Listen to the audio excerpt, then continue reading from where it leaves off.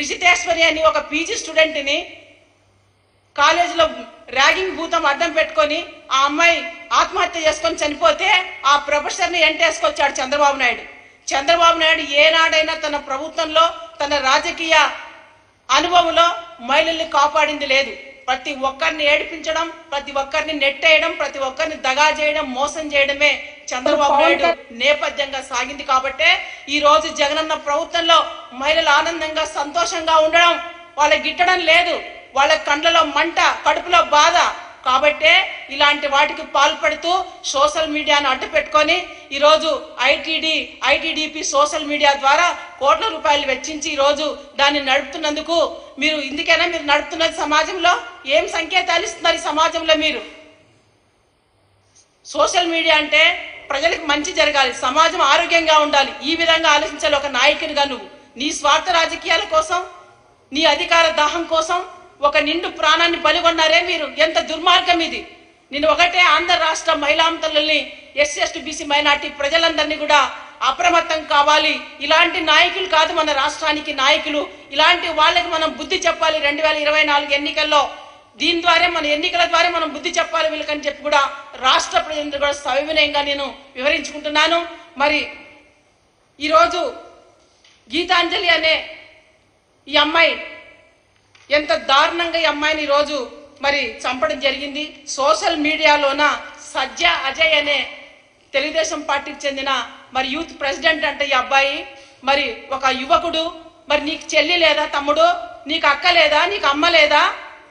ఒక ఇద్దరు చిన్నారులు ఉన్నటువంటి తల్లిని, అత్త మామ తల్లి ఉన్నటువంటి ఒక ఇల్లాలని ఇంత దారుణంగా సోషల్ మీడియా ట్రోల్ చేసి, ఇంత దారుణంగా ఒడిగట్టి సమాజం అనేది కూడా మర్చిపోయి మృగాల్లాగా ప్రవర్తించి, రాబందుల్లాగా ప్రవర్తించి ఆ అమ్మాయిని హత్య చేశారే, ఎంత దుర్మార్గం ఇది! యావత్ ఆంధ్ర రాష్ట్ర ప్రజలందరూ కూడా ఈ విషయం పట్ల గమనించాలి, ఈ కుటుంబానికి అండగా నిలబడాలని చెప్పి కూడా రాష్ట్ర ప్రజలు నేను కోరుతున్నాను. అలాగే మన గౌరవ ముఖ్యమంత్రి జగన్మోహన్ రెడ్డి గారు కూడా ఈ రోజు ఒక దిగ్భ్రాంతికి గురై, ఎందుకంటే ఆయన ప్రభుత్వంలో మహిళలే మహారాణులు అని చెప్పి మహిళలకు అగ్ర తాంబూలాన్ని ఇచ్చి మహిళల్ని టాప్ లెవెల్లో నిలబెడుతూ దేశానికే మహిళా సాధికారతలో మరి రోల్ మోడల్ గా నిలబడినటువంటి ముఖ్యమంత్రి జగనన్న ఈ రోజు ఎంతో బాధపడుతూ గీతాంజలి చనిపోవడం అన్నది అసలు ఈరోజు తను చాలా దిగ్భ్రాంతికి గురై ఈరోజు ఆ కుటుంబానికి 20 లక్షల రూపాయలు ఎక్స్గ్రేసియా కూడా ప్రకటించడం జరిగింది. ధన్యవాదాలు తెలుపుతున్న గౌరవ ముఖ్యమంత్రి జగన్మోహన్ రెడ్డి గారికి. పోయిన ప్రాణాలు రావు కానీ ఆ కుటుంబానికి నీ మంచి మనసుతో ఇంత పెద్ద సహాయం చేస్తున్నందుకు ఒక బీసీ మహిళగా, ఒక రాష్ట్ర వైఎస్ఆర్సీపీ మహిళగా జగనన్నకి ప్రత్యేకమైనటువంటి ధన్యవాదాలు తెలుపుతున్నాను ఈ సందర్భంగా. మరి అలాగే ఆ చిన్నారులు, ఇద్దరు చిన్నారులు ఉన్నారు, ఆ చిన్నారులు కూడా చదువుకి కావాల్సిన బాధ్యత కూడా జగనన్నే తీసుకుంటానని చెప్పి కూడా చెప్పడం జరిగింది. మరి ఈ తెనాలికి చెందినటువంటి గీతా విషయంలో ఎవరైతే దుర్మార్గంగా ప్రవర్తించారో, రాబందుల్లాగా, దుష్టుల్లాగా, వాళ్ళని ఖచ్చితంగా చట్టపరంగా వాళ్ళని పరిగణలోకి తీసుకొని, అదుపులోకి తీసుకొని వాళ్ళని శిక్షించాలని చెప్పి కూడా జగనన్న మరి ప్రభుత్వానికి కూడా తెలియజేయడం జరిగింది, చట్టానికి. కాబట్టి చట్టం ఎవరికి చుట్టం కాదు, ఖచ్చితంగా చట్టం పని చట్టం చేసుకుంటూ పోతుంది. మరి ఇలాంటి దుర్మార్గులకు ఖచ్చితంగా 2024 ఎన్నికల్లో బుద్ధి చెప్పాల్సిందే.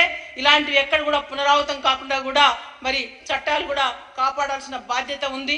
ఎందుకంటే మహిళలు చాలా సున్నితమైనటువంటి మనసు గల వాళ్ళు.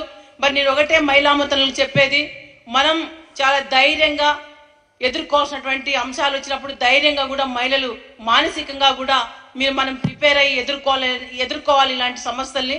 మనం ఎదుర్కోకపోతే మన కుటుంబాలు మరి ఇబ్బందులు పడతాయి. కాబట్టి ప్రతి మహిళ కూడా సమాజంలో అక్కడక్కడ ఎంత మన జగనన్న ప్రభుత్వం చర్యలు తీసుకున్న అక్కడక్కడ ఆకతాయిలు, ఇలాంటి దుర్మార్గులు రాబందులాగా ప్రవర్తిస్తుంటారు. కాబట్టి మహిళామ తల్లులు మీరందరూ కూడా ధైర్య సాహసాలతో మరి మంచి ఆలోచనతో మీరందరూ కూడా ఇలాంటి వాటికి బారిన పడకుండా, సున్నిత మనసు కాకుండా ధైర్యంగా మీరందరూ ఉండాలని చెప్పి కూడా నేను మహిళలందరూ కూడా ఈ సందర్భంగా కోరుతున్నాను. మరి ఏది ఏమైనా మన జగనన్న ప్రభుత్వం అంటేనే అక్క చెల్లెమ్మల ప్రభుత్వం ఇది. ఈ 4.5 సంవత్సరాల కాలం సంక్షేమ సుపరిపాలన అందించినటువంటి ముఖ్యమంత్రి జగన్మోహన్ రెడ్డి గారు ఖచ్చితంగా 2024లో ఈ దుష్టులకి, దుర్మార్గులకి ఈ రాష్ట్రంలో మరి పనిగా కట్టుకొని మరి పచ్చ మీడియాను అడ్డం పెట్టుకొని రాజకీయాలు చేస్తున్న చంద్రబాబు నాయుడికి, ఆయనకు వంత పడుతున్నటువంటి దత్తపుత్రునికి, తన కొడుకు లోకేష్ కి ఖచ్చితంగా బుద్ధి చెప్పాలని చెప్పి రాష్ట్ర ప్రజల్ని మరొకసారి నేను విన్నవించుకుంటూ విజ్ఞప్తి చేస్తున్నాను.